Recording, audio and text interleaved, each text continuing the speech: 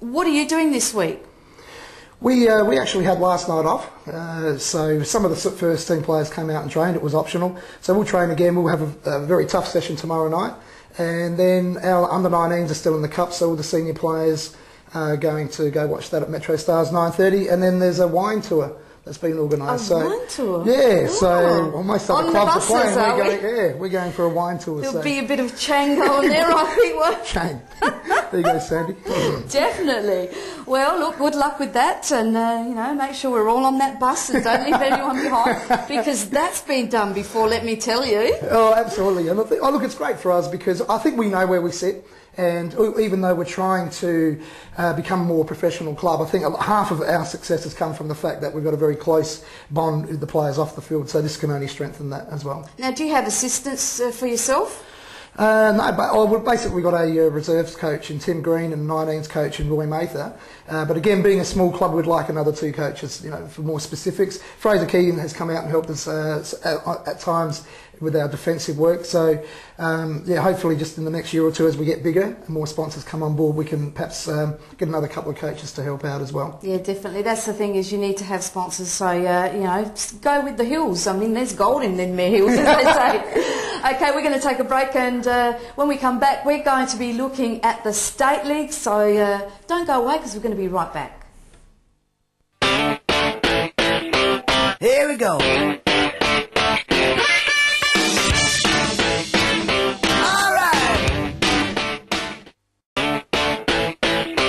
Here we go.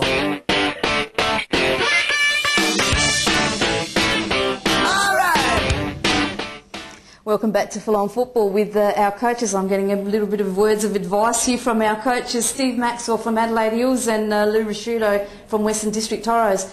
The State League segment, Lou, we're going to focus on you and Western District Toros. Now, as we talked about, we said 2005, you finished in 5th place, had an absolute fantastic year, very, very good performances. And you did give some of the top teams some real problems. Now, again, you did lose some players. Now, the biggest loss has to be, and we've all been talking about this, was Mohammed Connor, who went to Comets and has been doing very well. Yeah, definitely a big loss. I mean, he took so much pressure off our forwards last year. He's a skillful player. He gets around players really quickly. He gets into goal-scoring positions. And last year we had a goal scorer in Mateo who scored 22 goals for the season. And Mohammed, I think, ended up with about 8 or 9 last year. But he did cause a lot of the other goals. He's just a menace up there. Very hard to mark up or handle.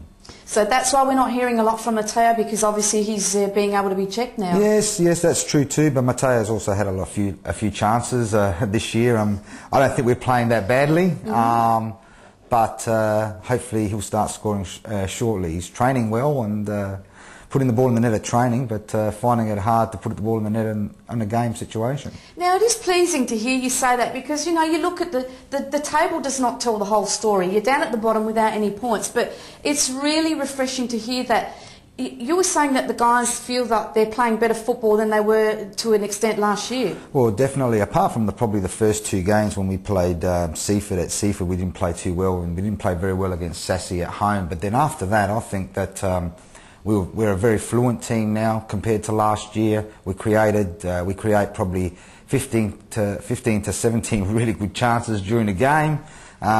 Surely when you've got those averages, and we're controlling the midfield, we probably had a couple of sloppy mistakes at the back, but we've tried to rectify that. So actually the scores have probably gotten a bit closer in the last few weeks, but we're creating a lot of chances, so we're hoping that a win will come. I hope so too, because we like to see you be able to get some wins on the board too. Now, I was saying before that you really are the club man there. You are involved in all areas of football within Toros. And I just want to, focus on some of the successes that the club has had. 2007 was a very good year for you. In the Junior Premier League, your under-15 Bs were league champions. Your women's teams did very well. The Div 1 girls were champions, Yep. undefeated, 50 points, Yep. and Rachel Darling was the top goal scorer Yep. with 16 goals, which is fantastic stuff. That's right. Our girls are going very well. Now we're in the Premier League. We're finding things a little bit tougher. It is tough, but yeah. it's a young side, and Lee's doing a fantastic job down there. Most of our girls are probably, we've got 13, 15-year-olds in this Premier League team, but they're working well. Now under 15s from last year, the boys, well, they're all playing 19s this year and doing very, very well, because I mean, I think they've won 3 and lost 2 in the league, and they've beaten the top sides over the last few weeks, but they had a really good result in the Cup and against Galaxy. They beat them 4-2, and now we're playing Para Hills at 9:30 at Campbelltown on Saturday, sorry. So that'll be an interesting game. And they're all young kids, and our future looks good, and that's what we're aiming for. We blooded, like Steve said with his team, we blooded a couple of 15-year-olds in our first team this year, and they're doing really, really well. Fantastic. And hopefully better things to come for the Toros. Good stuff. And, you know, we do like to talk about that. And also you had your Div 3 girls were champions. Only one loss. They were on 43 points. Under 13B boys champions. And then in 2006, Nicholas Mastridis got the Peter Nikolic Trophy for the Reserves Player of the Year. How's he going? He's actually moved on. He's at Olympic at the moment. Okay. So apparently he's just about to break into their first team. Oh, so terrific. yeah, he left. Unfortunately, we're in a situation where we can't compete with some clubs, and but good luck to Nick. He played very, very well in the 23s last year. So well, that's good. That's refreshing to hear. Now let's see how everyone did go with the state results for round 7, and another lot of great matches here. We had Gawler won. They were 1-0 up at half time, but then West Adelaide came out and destroyed them, 6 goals. So Appleton scoring for Gawler. Markovic, again, that name that we see every week, scoring a hat-trick. Carl Robinson, who was on the show 2 weeks ago, scoring 2, so that's fantastic. It's very good luck when you come on the show here, guys, so I hope all you guys have good luck in your next game. And of course Giuseppe Zotti, who Carl was talking about, so hoping to get some form scoring as well. Seaford 2, Sassy 5, Nichols and Pirro scoring for Seaford.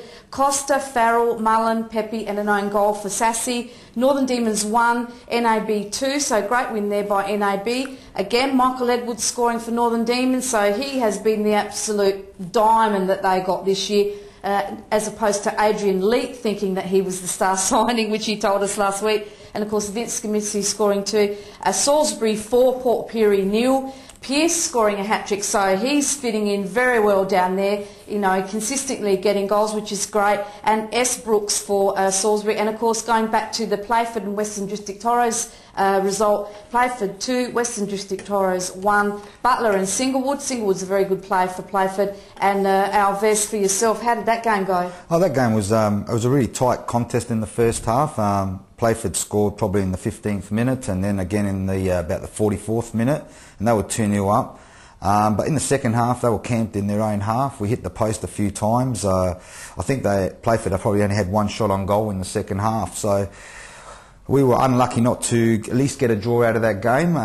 But that's the way the game went. And Playford are a very young side as well. Yes, so, they are. Yeah, they're very young, and I think they lost one of their better players over the, last week. So he's gone to Raiders, I think, off the top of my head. Oh, okay, yes, I did hear about that, and I can't think just of can't remember the name either. Yes. Yeah, so that was probably hurt them a little bit. But I thought that on the day it was probably 2-2 would have been a fair result, but it didn't happen that way. So when people look at that 0 points there, what can you do to turn this around? You're saying you're playing well, but you're not finding the back of the net. What can you do to turn that around? We're focusing on, at the moment, we're focusing on attacking, so we want to score some goals. I mean, I think that we're going to put some scoreboard pressure. In the first 15 minutes of every game, we get 2 or 3 good chances and we don't put them away, and the other team seems to hit us on the break and score a goal. So we're really concentrating on attack. I think the defence, like I said, we probably made a couple of errors in a few games at the back, but in the last 3 or 4 weeks, the defence has been quite good. So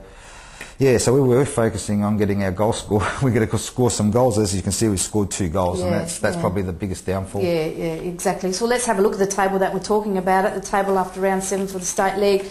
West Adelaide Blues and NAB on equal points, 16 there. Salisbury with the game in hand on 15, Sassy 14, Northern Demons 13, Playford on 11, and then of course we've got the big break, the big jump down. Then we've got Seaford on 5, Gawler 4, Port Pirie on 3, and Western District Toros yet to get some points. Game in hand now, we were talking about this, the game in hand that's being played in June against Salisbury. You could do the dirty on them and even, perhaps if not beat them, draw, and that would make things very interesting up the top there. Yeah, it's going to be an interesting 2 weeks because we play them 2 weeks in a row. Oh, okay. We play them at home on the June long weekend, and then we play them a week after it. In the regular schedule, the second round of the start of the second round of the season. So it'll be an interesting 2 weeks. I'm hoping that we start getting some form next week against Northern Demons, and we can take it from there. Oh, it's going to be very, very interesting stuff. And as I said, you know, good luck and hope you do get a bit of success, because it'll be great to see you get a few points on the board there. We're going to go for a break, and when we come back, we're going to be back with our Spotlight segment. We're going to go straight into an interview that we did with Adriano Pellegrino on last Saturday. So stick with us, because we're going to be back with more of Full On Football. Here we go.